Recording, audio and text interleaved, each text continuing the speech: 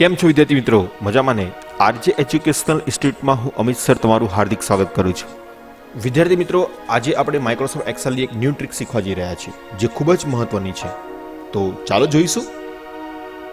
વિદ્યાર્થી મિત્રો, માઇક્રોસોફ્ટ એક્સેલમાં આ માર્કશીટ મેં બનાવેલી છે અને હું ચાહું છું કે આ માર્કશીટ જે છે એને મારે રીડ ઓનલી પાસવર્ડ આપી દેવો છે.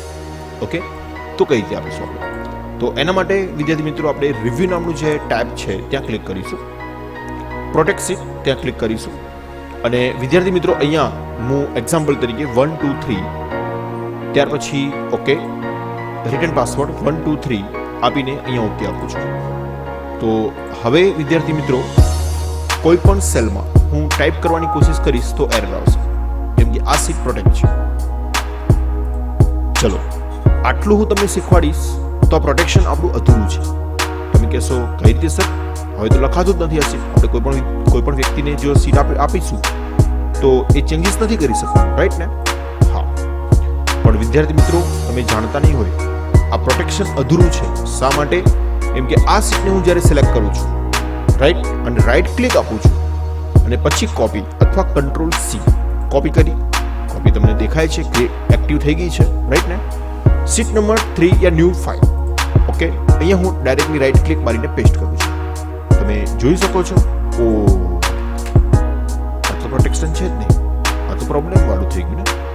બસ એ જ આપણે શીખવા જઈ રહ્યા છીએ વિદ્યાર્થી મિત્રો. ખૂબ જ મહત્વનું છે, ધ્યાન આપજો. હું ચાહું છું કે મારી ફાઇલ એ રીતે હું પ્રોટેક્ટ કરું કે બીજો કોઈ વ્યક્તિ મારી ફાઇલનો ડેટા કોપી ન કરી શકે. ઓકે, કઈ રીતે કરીશું? એના માટે વિદ્યાર્થી મિત્રો વીબી કોડિંગનો ઉપયોગ થાય છે.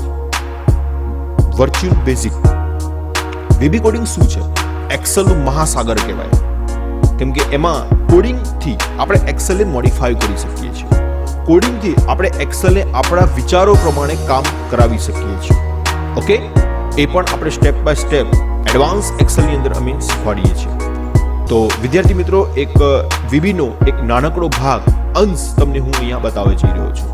તો એના માટે વિદ્યાર્થી મિત્રો તમારે એક્સેલમાં સીટમાં ઉભા રહેવાનું છે અને કીબોર્ડમાંથી અલ્ટર F11 દબાવવાનું છે.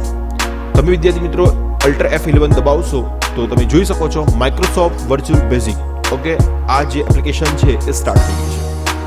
અને ત્યાર પછી ધીસ વર્કબુક તમને દેખાય છે, ઓકે, ત્યાં તમારે રાઈટ ક્લિક આપવાનું છે અને એમાં વ્યૂ કોડ ઉપર તમારે ક્લિક કરવાનું છે.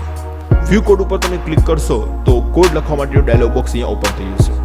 અહીંયા કોડ હું લખતો નથી, જે કોપી કરીને પેસ્ટ કરીને હું તમને બતાવું છું. તો જે મેં ડેસ્કટોપ પર ફાઇલ મૂકેલી છે, ટેક્સ્ટ ફાઇલ, આખો જે વીબી કોડ છે એને હું કોપી કરીશ. ત્યાર પછી વિદ્યાર્થી મિત્રો અહીંયા જે વર્ચ્યુઅલ બેઝિકની જે એપ્લિકેશન ઓપન થઈ હતી એ ઓપન કર્યા પછી અહીંયા હું કંટ્રોલ વી આપી દઈશ. આખું કોડિંગ છે, ઓકે. આ સનું કોડિંગ છે? પેસ્ટ, કોપી, કટને બ્લોક કરવા માટેનું. ત્યારબાદ વિદ્યાર્થી મિત્રો આને આપણે ક્લોઝ કરી દઈશું. ત્યાર પછી પાછા આપણે અહીંયા એક્સેલ શીટમાં આવી ગયા છે. પહેલેથી જ મેં અહીંયા પ્રોટેક્ટ આપેલું છે, એના માટે અનપ્રોટેક્ટ બતાવે છે.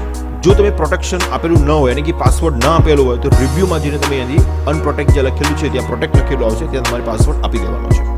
ઓકે, ત્યાર પછી વિદ્યાર્થી મિત્રો ફાઇલમાં આપણે સેવ એઝ કરીશું ફાઇલ.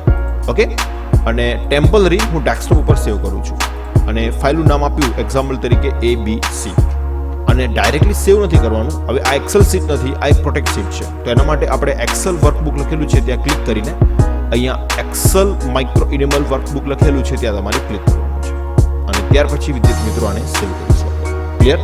ચલો, હવે આપણે આને ક્લોઝ કરીએ છીએ. કંટ્રોલ F4 એની શોર્ટકટ કી છે, અથવા ક્લોઝ ઓપ્શન ઉપર તમે ક્લિક કરશો તો પણ તમારી ફાઇલ અહીંયા ક્લોઝ થઈ જશે. હવે વિદ્યાર્થી મિત્રો ફાઇલમાં જઈને હું એ ફાઇલને ઓપન કરું છું, જે ડેસ્કટોપ પર છે, તમને બતાવે છે ABC, અને ત્યાર પછી હું ઓપન કરું છું.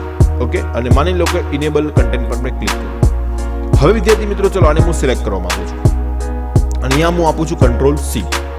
ઓકે, તમે જોઈ શકો છો કંટ્રોલ સી હું કી દબાવું છું તો પ્રેસ થતું નથી. માની લો ચલો રાઈટ ક્લિક મારીને આપણે કોપી ઉપર ક્લિક કર્યું. તમે કહો સર આ તો સિલેક્ટ થાય છે કોપી કર્યું તો?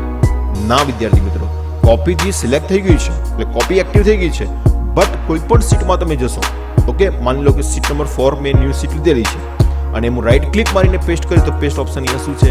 બંધ છે.